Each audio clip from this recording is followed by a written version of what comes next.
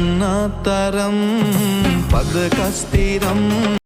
Welcome back ටු මයි YouTube channel. ඔන්න යාළුවනේ අද අරගෙන ආවේ මම වෙසක් දවස ගත කරේ කොහොමද කියලා vlog එකක්.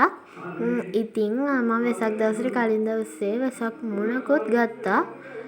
ඊට පස්සේ වෙසක් කූඩුව විදිහට එල්ලලා පොඩි විදිහට සැරසුවා. ඉතින් මේ පාර වෙසක් කූඩුව හදන්න බැරි වුණා. ඉතින් දැන් අපි යන්න හදන්න පොඩි ගමනක්.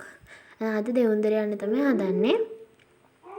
ඉතින් ඔයාලා කමෙන්ට් කරන්න අමතක කරන්න එපා මේ පාර වෙසක් එකට කොහෙද ගියේ කියලා. අනිවාර්යෙන්ම කමෙන්ට් එකක් දාන්න යන්න. ඉතින් කොහොම හරි ටිකක් දුර යනකොට අපිට වෙසක් එකට දන්සලක් හම්බුණා. ඉතින් දන්සල ටිකක් ওই විදිහට හම්බුණා. මම ඔක්කොගෙම වීඩියෝ ගත්තේ නැහැ. මොකද වීඩියෝ එක දික් වෙන නිසා පොඩි වීඩියෝ ටිකක් ගත්තා. ඊට පස්සේ දෙවුන්දර ওই විදිහට මම වීඩියෝ ෆොටෝස් ටිකක් ගත්තා. ඒ ටික තමයි මම මේ ඇඩ් කරේ. ওই විදිහට අලි 3 දෙනෙක් හිටිය අපි යාළුවත් බලවුවා.